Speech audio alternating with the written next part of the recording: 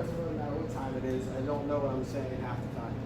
All right, guys, so first of all, thank you guys once again for giving your time, because I know you guys have families, you have friends, you have TV shows, you have a lot of things that you could be doing right now, but you're here with me tonight, and I really appreciate that, because this is why we did this, right? Was to be able to have stuff like this going on for you guys, and make this an all-inclusive environment where like you don't just get the training, you get the mindset, you get the nutrition, you get the support, and you get a lot of fun and high fives. All right, so that's what this is about today. It's just kind of tying it all together and trying to help you guys, because when you're doing it on your own, you guys are really, really busy, right? You guys have other things that you have to do. You all have jobs, right? So leave it to someone who can just spend all their time doing this stuff and just filter out all the noise for you and then deliver the stuff that's going to be important for you. All right, so today that's what we're going to be covering, is the important details of nutrition, and then after that we'll start talking about dieting and like what's the strategies and tactics, okay? But if you go back to the root of all diets, what we really talk about is it's got to be sustainable, right? So we got to eat food.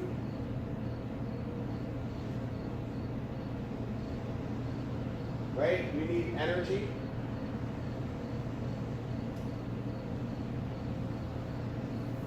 Right? And then we also need to be able to reproduce, right? So our own cells. So that's really, really important.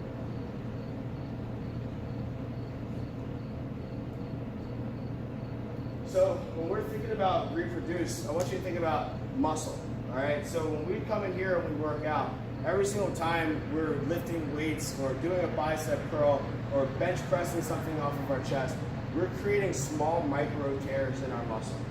All right, just like if you were to get pricked on your arm, it would form in a blood clot, and then it would scab over, and then new skin would form. The inside of our body does the same exact thing. That's how we build muscle. We have to tear it, but if you tear it too much, you get an injury, right?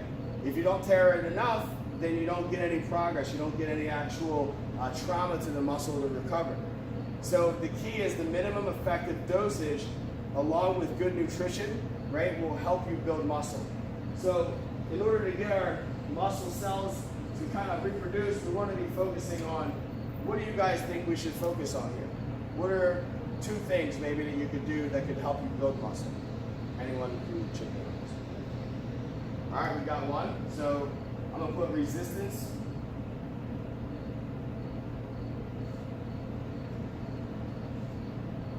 Also, guys, I'm not gonna lie, being up here at this marker board riding live is really scary for me, because I'm like, there's no like red lines underneath that I can like real quick and erase that, right? So I'm like, if you see me hesitate, I'm like, all right. So we got resistance training, but it's number 1. Someone else, give me another one. That's actually a good one. I'm gonna add that to the list right there. So we got recovery. Gotta give it time. All right, what's another one? Yeah, a big one that I'm thinking is like protein, right? So you hear so many people talk about it, right? Protein.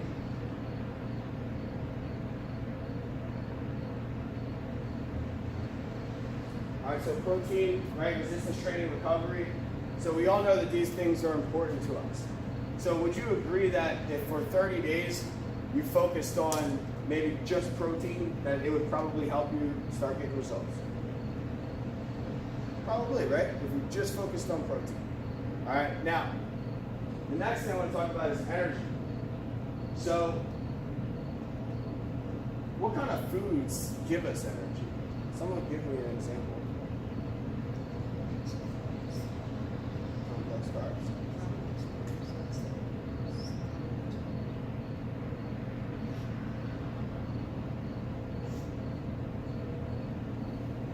All right, so give me a couple examples there, Marsh, for some people here. Products with complex carbs. So the whole grain. Grain. We got rice. Yeah. Potatoes? Favorite. All right, now, yeah, sweet potatoes, yams, right? Squash, they all fit into this category. But here's the deal. This is where, see, people think about and macronutrients. So who here has heard of macronutrients? All right, so macronutrients are just different substrates, right? So we have protein, we have carbs, we have fat. Those are the three main macronutrients. So our complex carbs, they fit into it, but there's another section of carbs that also we consume that, you know, sometimes we don't consider them carbs. All right, does anyone know what I'm talking about? Fruit, right? Vegetables.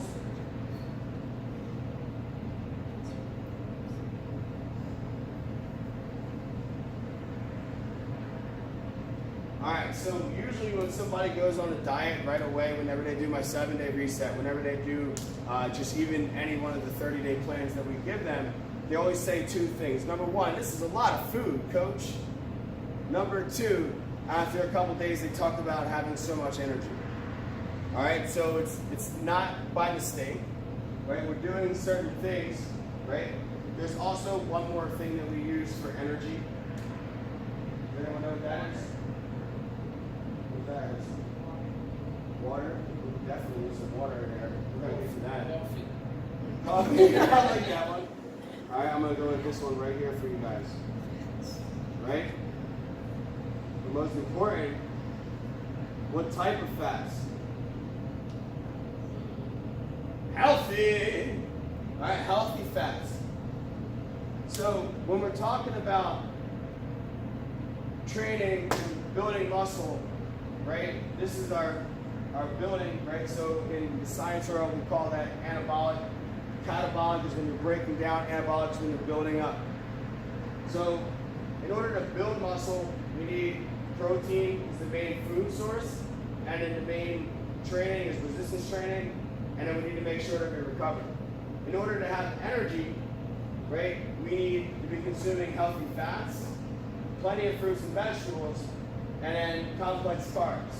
Now, here's where this gets a little confusing. All right, would you guys agree? It's like, which ones should we be consuming of more? There's keto camp, right, which is like all the way to the extreme of only live off of this, right? They don't really talk too much about this. But if you go to more paleo, right? Paleo, they definitely talk about protein. I think that a couple of the things that were on their charts, we were looking at, they don't really like to eat a lot of carbs as well in paleo. Now, the thing about paleo is a lot of people that do paleo, that they're on their low carbs, they're doing more higher resistance training, right? So training that actually needs more carbohydrates, right? They're actually not supplying themselves with carbohydrates. So when we look at these carbs, I want you guys to think about this as just like bonus, right? This is like bonus energy, right? So when we're training, we want to consume these before our workouts. We want to consume these after our workouts because this is going to help out with bada bing, bada boom. All right, so green.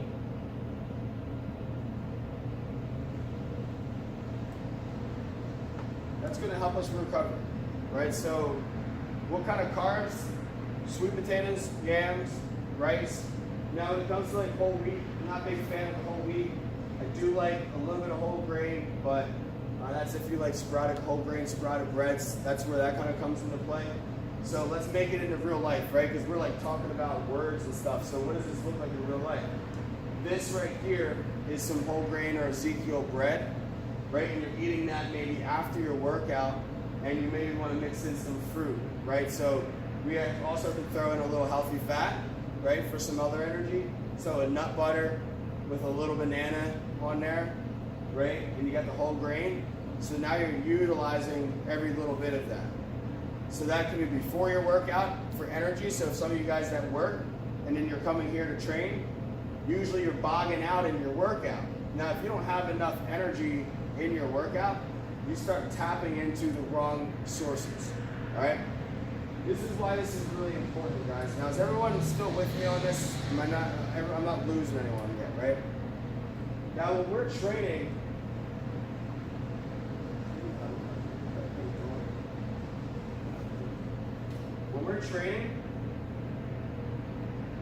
there's certain types of exercise that require us to use fats, right? So those routines are usually going to be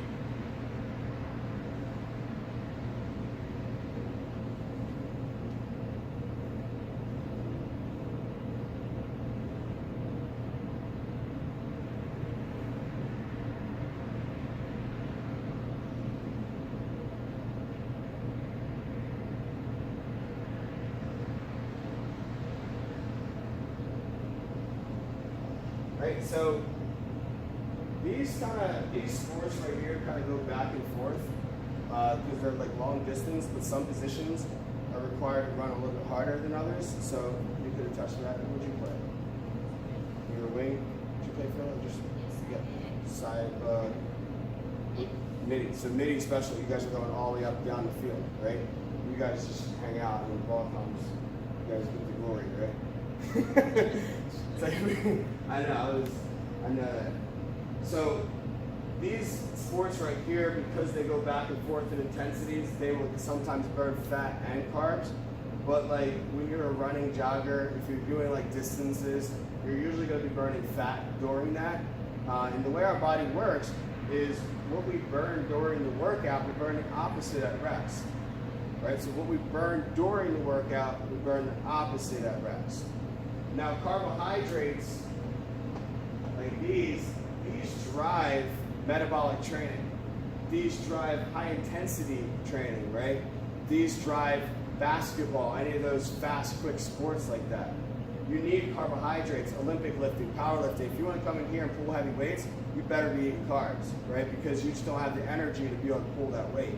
You don't have the energy to get through your training session without tapping into muscle, right? That's one of the most important things. A lot of people will sacrifice the carbohydrates in order to lose weight, right? But the thing is, when we look at the grams per calories, your carbohydrates, guys,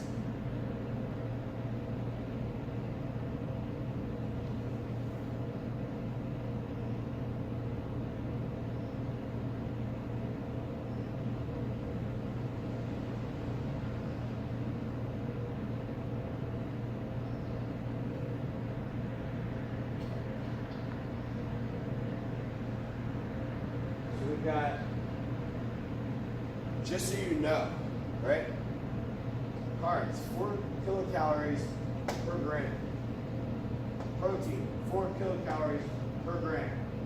Fat, 9 per gram. When you go to get your olive oil and you go to pour it on your chicken, put it in the pan, so if you're just pouring it in there, like, I'm gonna eyeball it, you're really, really running the risk of running over a lot of calories, right? And this is where we call them mysterious calories.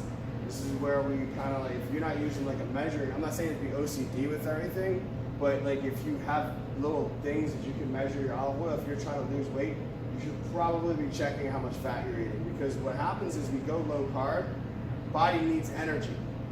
You'll overeat on fat. How many of you guys think you're hitting the amount of protein each day that you're supposed to eat? I think everyone much looks at protein. Is it? I read a bunch of different studies about it, without even knowing Yeah. people Well, generally hit their level of protein. so the level of protein, just so we can set where you guys are at, right? I always say at least 1 gram per pound is the staple if you're doing a resistance training program. Now people usually say 0.8 grams per kilogram, but usually 1 gram per pound. Now if you've got a little bit of weight to lose, you might want to subtract a little bit. Those numbers might not match up.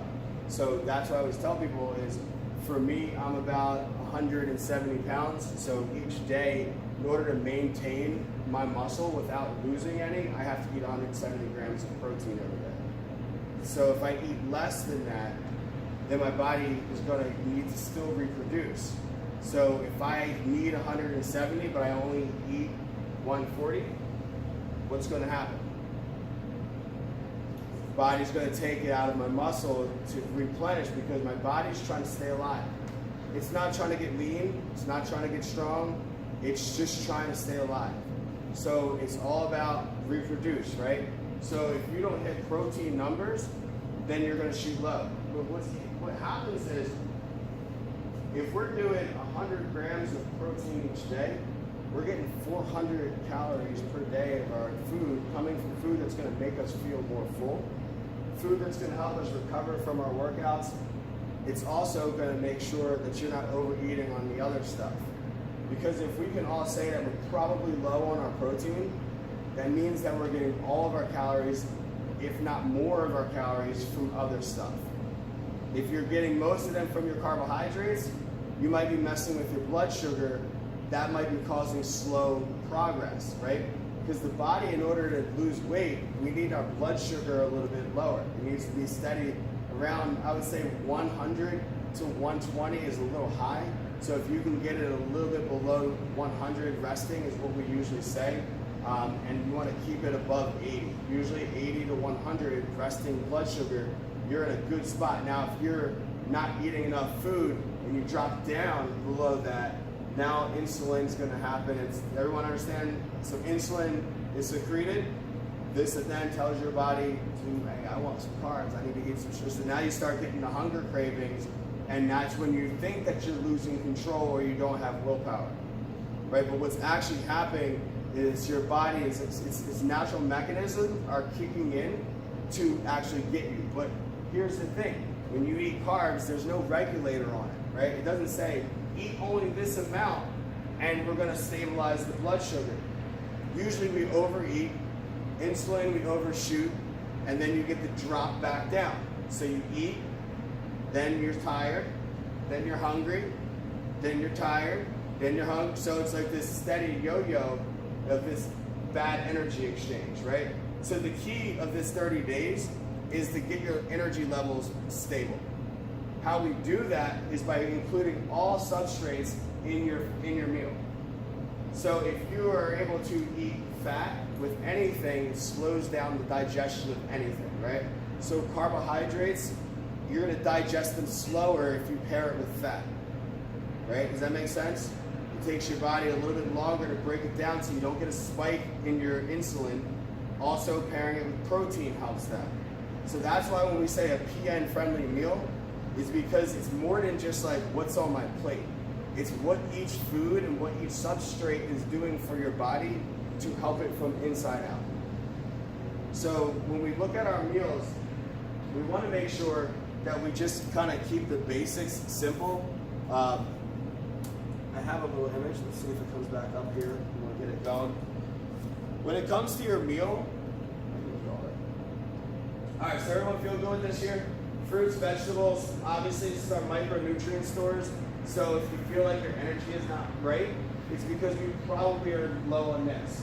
Serving sizes for each one of these, I recommend 2 to 3 servings a day of fruit, preferably coming from berries, apples, pears, citrus fruit. And then I also say 5 to 7 servings of vegetables each day. All right, so going by those numbers, we also need 4 servings of protein. All right, so I have a chart. I don't want to give it to you guys yet, all right, because you guys will be looking at the whole thing. See, you know, rules, teacher rules. So I have it for you guys to be able to break this down. The serving sizes are on there. So if you're eating, I always say, how many meals a day should you eat? People always ask, well, what should I do? I'm like, well, if you have to eat a lot of calories and you don't like eating big meals, then you're probably going to eat more meals, right? But if you don't mind and you really like eating big meals, then you're gonna like less meals. So that's gonna be down to you. Our numbers that we set off our calories, not that you guys should be counting your calories, but it is important that you have an idea, right? Would you guys say, I wish I had an idea how many calories I should eat, right? So when I tell you, I don't want you guys to go, that's too much. So when I tell you to that, you better get it, and then actually, I'm gonna let you tell yourself, watch this. That's actually what my future says. I was like, watch this. All right, here we go. Pastor Raymond Gordon. You haven't heard of him. All right, so.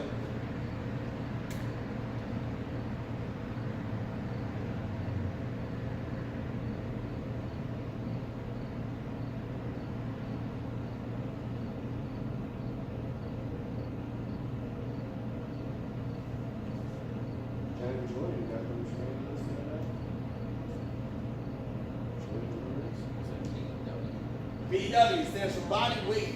All right, so now a lot of times we're all in different situations. So if you got like 5, 10 pounds to lose, body weight works. 30 plus pounds to lose, you can use a little bit less. So you use the lean body mass on your in-body sheet and kind of pair these numbers up more with those. All right, because that's where you want it, that's where you're ideally going to be. So cutting your calories low in that sense is okay. Okay? So 12. This is sustainable. So we talked about sustainable in the last one. The key is sustainable, right? We want to lose weight over time. We want to change the way our body utilizes energy over time. What happens when you do a diet and you do it really quick is it's too much shock to the system, body shuts down, usually you get sick, you get injured, something happens to stop, right? Think about this, guys. Last time you were out drinking too much. Anyone here ever had that experience? No? I had one in college. I laid my cover down next to the bed, or next to the toilet, I call it a bed, and I just remember telling myself, Lord, help me please! You get me through the night, I promise you I'll never do it like this again. I'll only drink half the moonshine. So, basically, when you drink too much, your body doesn't like that. It tells you to throw up to get it out of your system, right? So our body, would you agree that our body is a very advanced thing? It knows what it knows, and it knows what it wants. So sustainable approach is body weight times 12. This is where I think everyone should be when you're trying to lose weight and you're not doing a 30-day challenge. So everyone got that? So at the end of this 30-day challenge, go back to these calories. In the beginning of this 30-day challenge, we're going to go to body weight times 10, which is what I would like to say.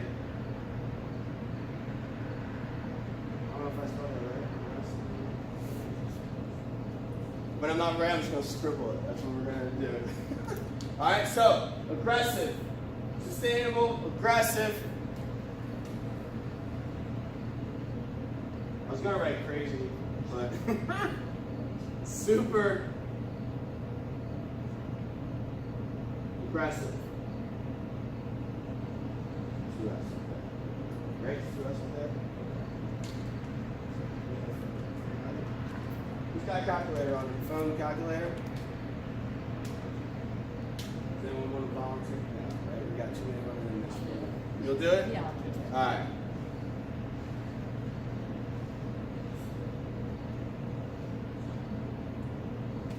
All right, so body weight? 160. All right, so 160.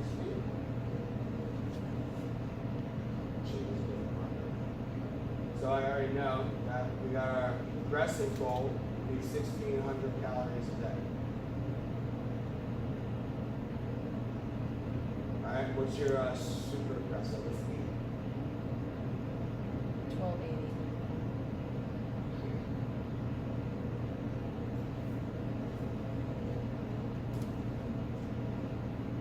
And then our top one? 1920.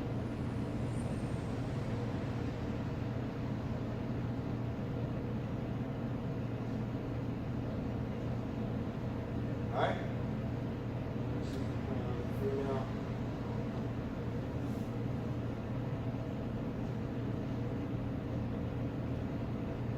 So, I'd like to see the password.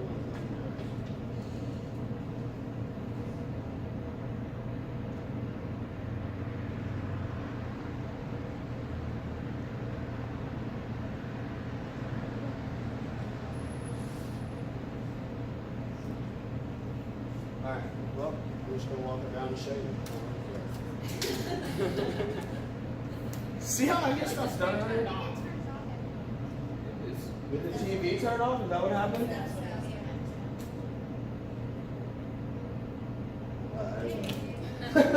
I'm like, I don't have time to try and mess with technical difficulties.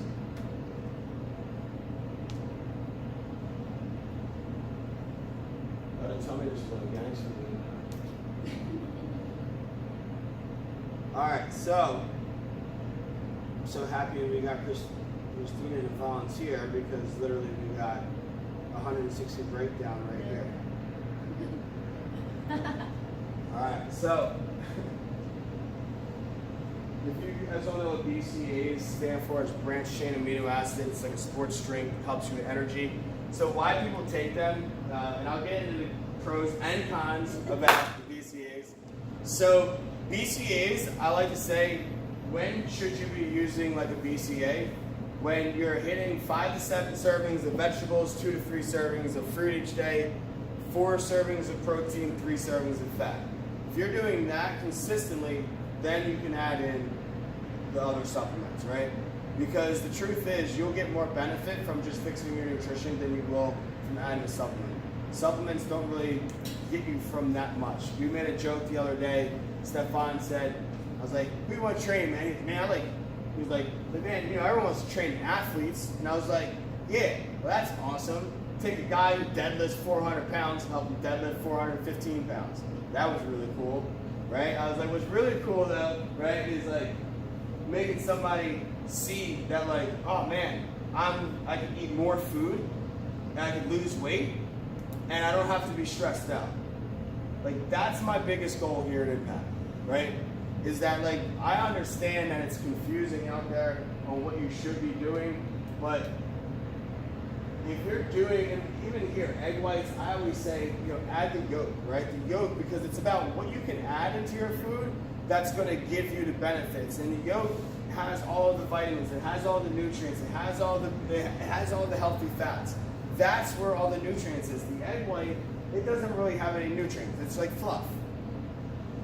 And eggs not a total carb and total protein without the white, but the whole egg is a protein. Yep. You eat egg. Yeah, I mean, because you're only going There's so to... many studies about it. I think they're just Marty's trying like, to understand. so you're like, I'm not eating this shit on here. You're like, I'm not It's eating the that egg one. white. I'm Everything eating else, the whole... Egg whites torture me. It's true, because they charge you more for them. They charge you more for egg whites than. You gotta get the little tool. I saw the little Shark Tank tool. It sucks the egg yolk out of the thing or something like that. Did you ever see it? We're allowed to eat eggs again. So this is 16. Real quick. Who here is like eating this much food right now? I probably am. Okay. I will vouch for that. I eat a lot of food. Yeah. A lot of food. Okay. Always things. You are? Okay. So is anyone, dare I ask, anyone near Christina? And wait. Yeah. I'm there for Christine. Okay, that's fine. Not close. You're close. Both of the person you're close to that. Yeah. You're aware, like, you know what I'm saying? Yeah. Okay. So even less than that. So that would be high, right? So why this is important, guys, why I do these low, medium, high, is because we do a thing called, like, everyone ever hear of carb cycling? All right, so everyone's heard of carb cycling, but like, have you ever heard of calorie cycling? All right, so this is where most people make the big mistake, right? With, you know, carb cycling, all you're essentially doing is calorie cycling, right? You're taking calories and putting them in, or you're taking them out. They just happen to all come from carbohydrates. But what I want you to think about is, when you're not in a challenge and you're at maintenance, you should be doing like 12, right? And then, like, if you want to go 2 weeks on at 800 to shock your system, you go 2 weeks on. But then you back it off, add some more food back in, right? And then you get back to a maintenance level. If you're doing this more consistently, you're going to see that you're going to get better results. Because the body's not adapting. If you do the same exact thing for a long time, because a lot of people go, oh, I have a routine, this is what I do, we end up like just pretty much allowing our body to maintenance itself away. It wants to get back to homeostasis. So we have to change things. How we change is by adding different foods into your diet, so we change our microbiome, right? So who here would consider himself a picky eater?